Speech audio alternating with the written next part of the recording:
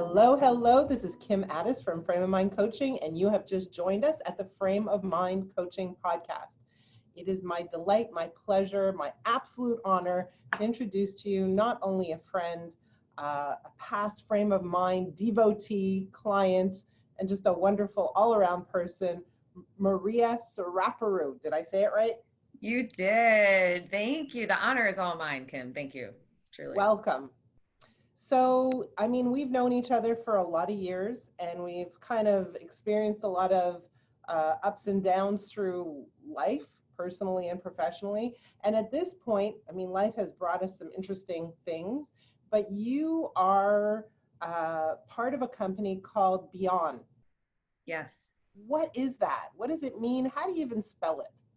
So the way you spell it is B as in boy, I as in igloo, A as in apple, and then N as in Nancy. And the story behind it, and I'll make it brief, is so I have 4 partners. It's myself and 3 others. And we were at an all-day summit trying to figure out what, we had the concept and what we were going to do with it. And I'll get to it, but we are a luxury private club opening in the fall here in Chicago, rooted not only in hospitality, but in Eastern and Western wellness. So it's a very holistic space, and I can go talk and ad nauseum about it. But I go to meet the guys because it's 3 men. They're in Michigan. We were thinking about calling it Vitality, and it just wasn't sticking. So then I drove up to Michigan. They were all there the night before, and I show up and they open the door and they go, "We have the name." And I was like, what is it? And they go, "It's BIAN." And I was like, what does that mean? Right. And they did some research, and there's a doctor, a Chinese doctor, an ancient Chinese doctor from around 500 or 800 BC. And he is the first to be, essentially he was the first to use the pulse as a diagnostic tool. Okay. And so Dr. Bain was his name. The way to pronounce it is Dr. Bain.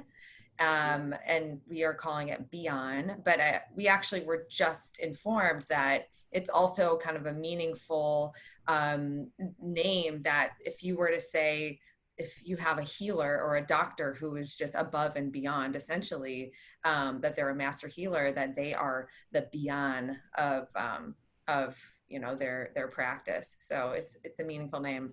So I want to kind of really understand what it means to have a private health and wellness club. But before we do that, I don't know if you know, but in French, the word BIEN means well, good. Oh, I did not know that. Healthy. Yeah. Healthy. Yeah. See that it's another little piece to this puzzle, that hearing those things, it just makes us feel like we're so on track. Right. That makes a lot of sense. So is it a physical facility? Is it a virtual facility? And what happens there when you say hospitality and wellness? Like, how do those two things even go together? Yes, they are not quite yet seen to be going together right now. And so one of my partners, his name is Kevin Bain. He is the co-founder of Boca Restaurant Group here in Chicago. They own, I believe it's 21 or 23 of the most well-known restaurants in the city.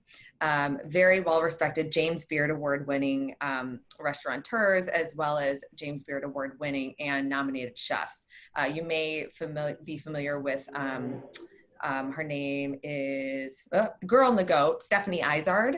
So she was on one of the TV shows. So very well-known restaurateur. He had his own health journey. So he and his buddy had the idea that, if we want to go, we are living well. I'm into Eastern herbs. I'm into also really good food. And I love yoga. And so if I want to go watch the game and I don't feel like drinking right now, and I don't feel like going to a bar, but I want a really good meal, like, how do I do that? And so it just developed and developed and developed. And they brought me in right at the beginning. And so I have always said the same thing. Why can't there be one place that I can do everything that I want to do to support living well, to support being vital? And my experience, as well as all of my clients' experience, my yoga clients in particular, even my coaching clients as well, is a lot of time spent running around your respective areas trying to maintain your health and wellness, whether it's seeing one person for, massage therapy, or you're seeing one person for your nutrition, you have a trainer, or you go to a class here, you have a salad here, your doctor's here. So we wanted to bring it all together with the highest of standards and sophistication, because wellness has blown up. So we brought it all together. And so what we have is a physical space that is in construction as we speak. It will be opening in the fall, 24,000 square feet. So this is a space with all of your social and food and beverage, fine dining, essentially, that sort of experience without having to be in fine wear. It's a beautiful experience, breakfast, lunch, and dinner. And then with that comes Eastern and Western healing wellness. So we have a medical concierge doctor on site. There's only two options of membership. You're just either a BIÂN member or you're a BIÂN concierge medical member. And if you're a medical member, we have a lab. We have your primary care physician who will be on staff for executive physicals. And then you have the new relationship with your doctor that has kind of been lost in a lot of ways. And this was really well resonated with a lot of different doctors, because they wanted to practice for the reasons that they got into the profession in the first place. And they are not in line with the 15-minute appointments. They can't give the care that they want. And that was what we were getting told. So we have, and I'll try to be brief because it's all encompassing, but we have the medical concierge component, so full service, and there's also beauty component to that. So medical aesthetics, all of that. And then in the club, so that's kind of like on the side of the club. And then to the other side, when you walk in the door, social space, food and beverage, holistic apothecary, which is your traditional, an alternative to your traditional medicine cabinet. So things that can help support your sleep, your energy, your mood, even clean products. We want to talk about that, things that can help you support your sleep. For sure. I can totally we're going to get into that. We're going to go into that in a minute. Yeah. Yeah. And then, so throughout the rest of the space, we have a listening room, which is an all vinyl record dedicated room for music therapy, in a sense, because we all know you put on a tune, changes your mood, changes your experience. You go around the corner. We have, 2 studio spaces for all of your classes. So whether that's strength-based classes, body weight strength, yoga, Pilates, we'll have a reformer Pilates studio, all the meditation classes, recovery classes, a lot of new age thinking. And the important piece to note here is that it's going to be led by the most educated and intelligent instructors that are here in Chicago, and possibly even from elsewhere. It's very important who we trust with our body. And I personally know this. We have a private meditation studio, and then downstairs we have a full fitness center. We have cryotherapy, LED light bed. We have a full kind of your traditional classical massages. Then we have all of your acupuncture. So what do we do if we're not in Chicago? You wait until we come to you. All right. So I want to talk about a bunch of things, because obviously you're an expert in the area of wellness. And right now, we're stuck at home. And, what I have found is that people respond in one of 2 ways to this particular pandemic, right? They respond by either like totally letting themselves go, eat, drink, whenever, whatever, and just hang out, right? That's one option. And kind of like just take a break from pushing themselves so hard all the time. The other reaction is, okay, I have a moment to actually take care of myself. I have a moment to go for walks, to eat better, to kind of clean up my act, if you will. Yeah. And on a personal level, I remember my own reaction, for the first couple of weeks, it was do whatever I want, man. And then I kind of felt, I don't feel so good. Like this just doesn't feel good. And I just completely just stopped. I'm like, okay, I can't be drinking alcohol and eating all this sugar. It's just not working for me. And like literally, I'm having trouble sleeping at night just due to my age. I'll just leave it at that. But it was making matters a lot worse. So now, people are at home. They're struggling with the unknown. They're feeling a lot of stress, a lot of worry. They're not sure how things are going to unfold. They're stuck in the house with people all the time. It's hard to get your own space. You know, people have personalities, needs, desires, tantrums. So what is your recommendation? What is your recommendation for how do we navigate this and come out the other end even better than when we started? Yeah. Wow. That's it's a very real issue that a lot of people are experiencing. And I think it's fascinating that it's a global, it's our planet that is feeling this. So this is not just the United States or just Canada or, you know, Europe. I think number one, there's an important place, and I think this is an important life skill in general, to give yourself space to, essentially, it's a little bit of grieving right now. Is we're grieving the life that we had of the normalcy. All of a sudden it stopped. So we're all of a sudden settling into that. So there are a lot of people, I think, on that first wave of how you explain, people are tending to experience this and deal with it, I think is a grieving sort of method. Now, the most important thing, tip-wise, that I have found is, number one, to understand that nothing was ever certain. So I think we all took our lives for granted. We thought that things were certain. We thought that tomorrow we'd be able to, you know, do what we wanted, but life is never certain. We are always being thrown curveballs. And to your expertise, the only thing we can control is our responses. And the only thing we can control is how we think about it. Now, so are you saying, hold on, this is very important. I don't want to just skim over this. Yeah. Are you saying, and I think you are, that our expectation prior to this experience was that things would just carry on day to day, and all that was an illusion, that correct. we Yeah. leaned in to this idea that things would be relatively the same from day to day? Yes. And that, in fact, that was a false belief. Absolutely. It was. And I think we're all experiencing it together on multiple levels. So it's not just one thing, like a major life circumstance, such as losing your job. This is everything changing. So yes, I believe that we're all experiencing that.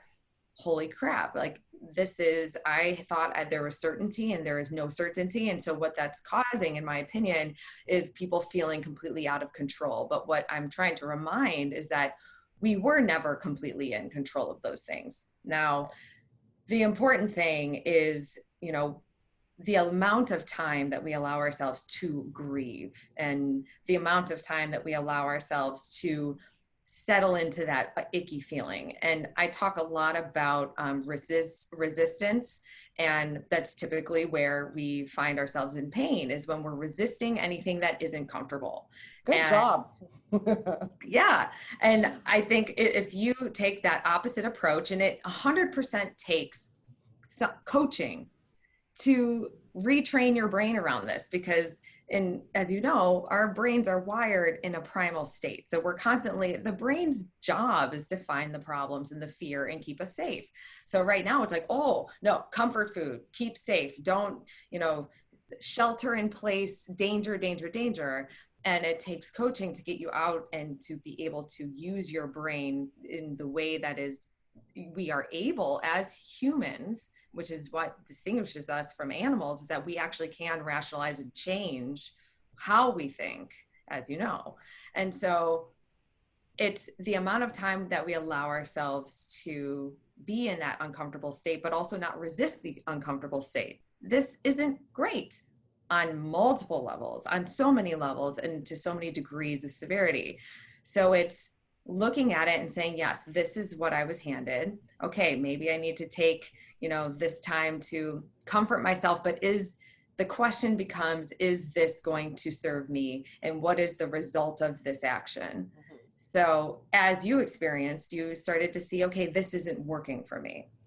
And that's the hope, is that when anyone is going down a path that isn't working, what do I need to do now? So a lot of discussions I've had is, look at your life and what you were doing before and do the same thing. So get up, get dressed, get into your work gear, get into your workout gear, whatever you used to do. And then look at your house as a little mini world. Okay. Even if you live in 600 square feet, 500 square feet, look at your spaces now as places that you are now transporting to. And it takes a few steps to get there, or you're going upstairs.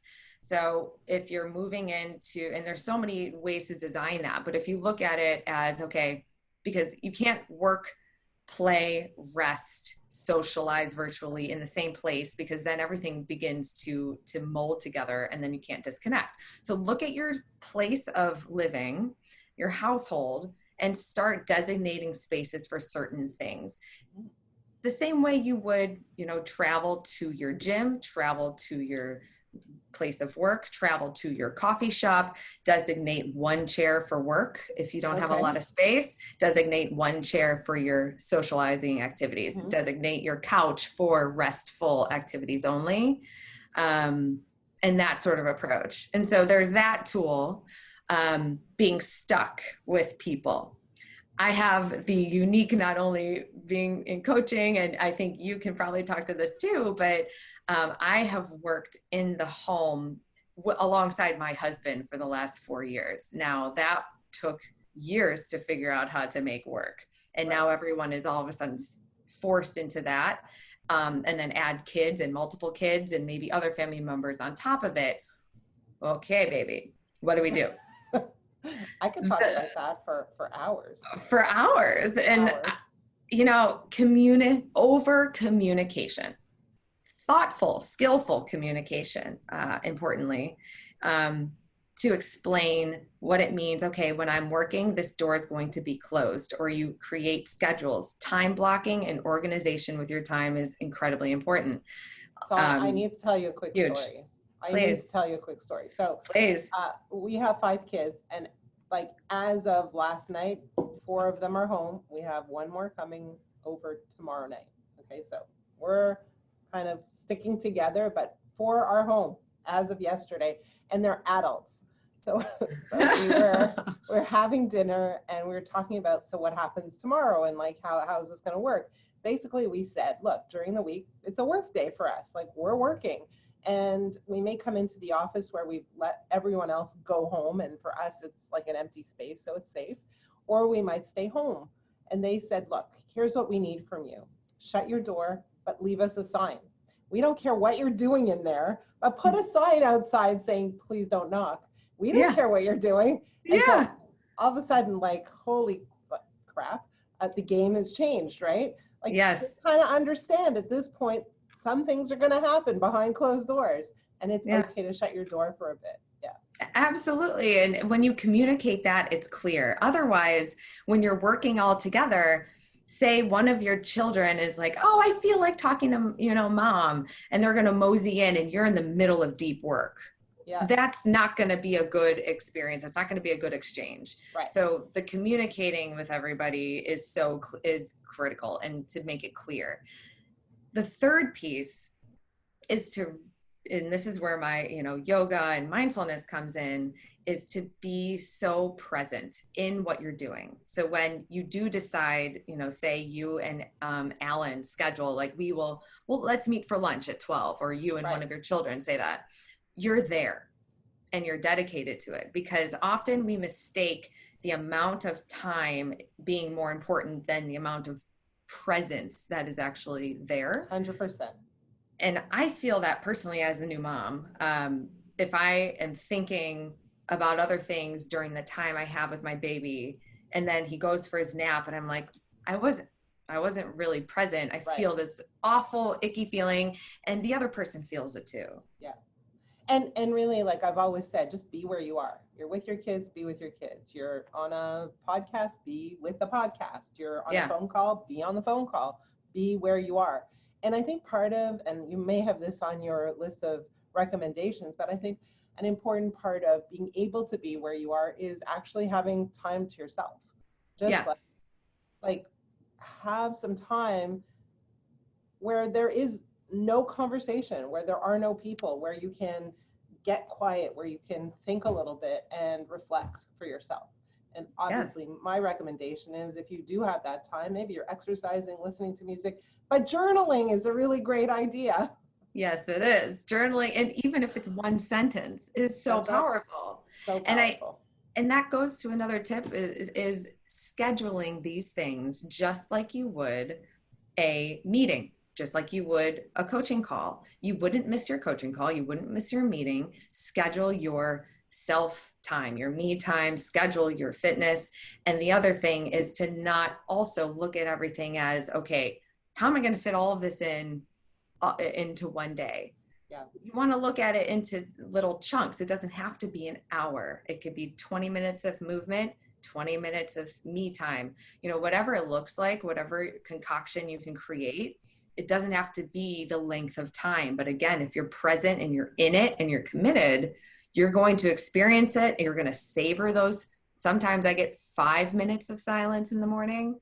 Love those 5 minutes. Takes me through the day. Yeah. Amazing. I really, like, on the way here, I was talking to Alan, and I was saying to him that I have a strong feeling that there will be a lot of scientific experiments or studies done as a result of this time in our lives, right? Yeah. Like, people are going to look and say, okay, so, let's look at the population and see how this was handled. Not only how did it affect our economy, how did it affect our mental health? Who thrived as a result of this? What products and services were innovated as a result of this? What age group handled it better? What was the difference in personality and characteristics between people who turned this into an advantage and people who totally crumbled under the weight and the pressure of the uncertainty?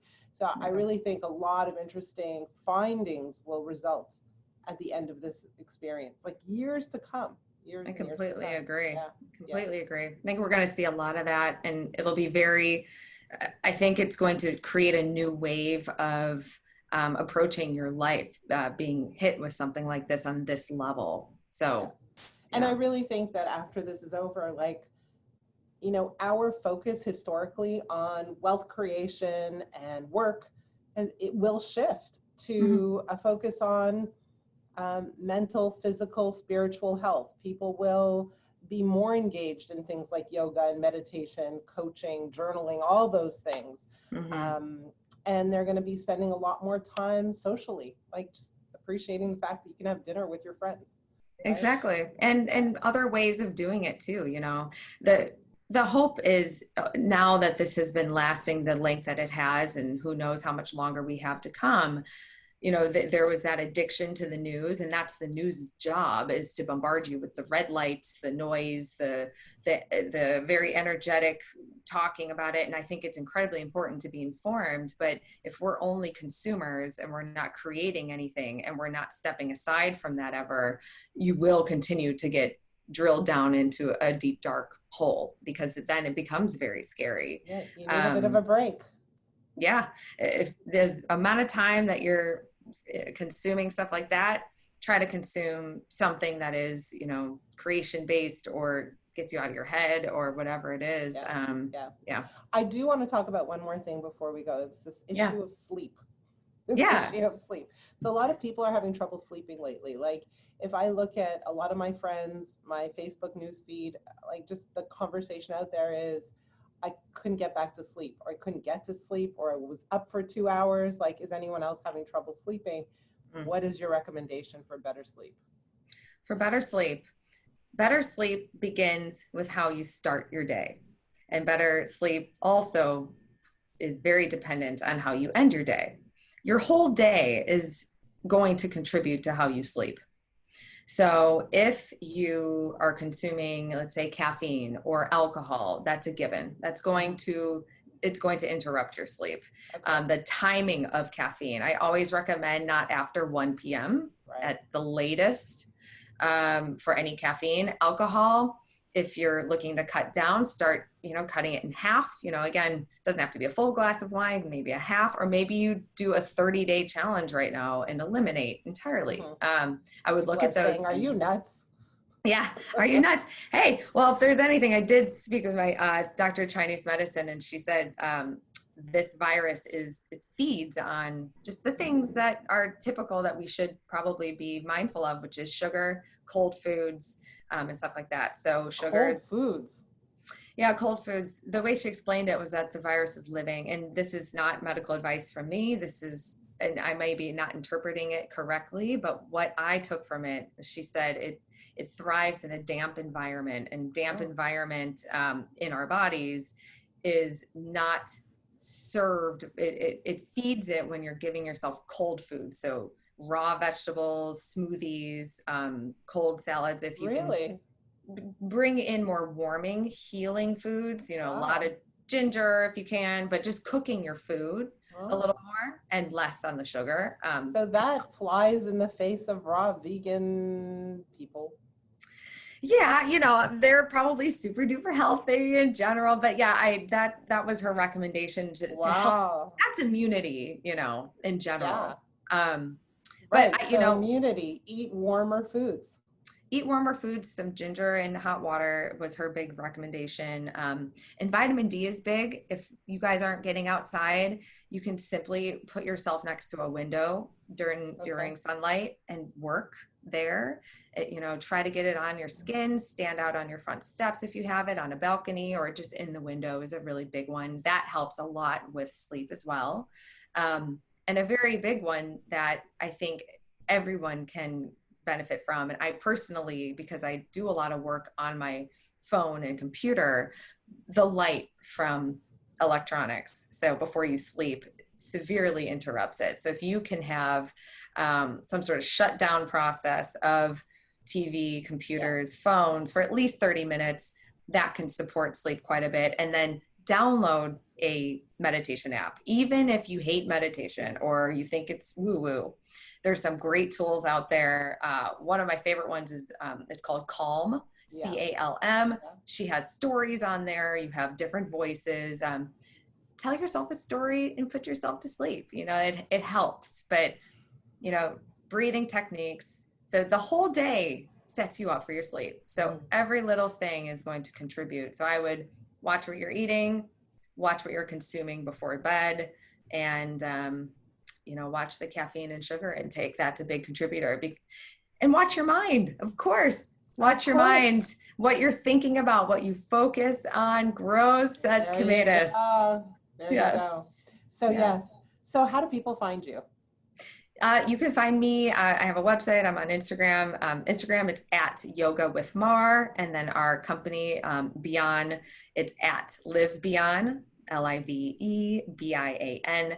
That's both Instagram, and then both the website is livebian.com and then yogawithmar.com. M-A-R. Correct. Okay. Correct. Amazing. Thank you. I learned something new about warm foods. Let me know how it goes. Yeah, that's really interesting. Yes. Thank you so much for spending this time with us. As always, you bring like a feeling of health around you. So I appreciate it. And it's good to see you. So good to see you too, Kim. Talk to you soon. Okay. Thanks. Bye. Bye.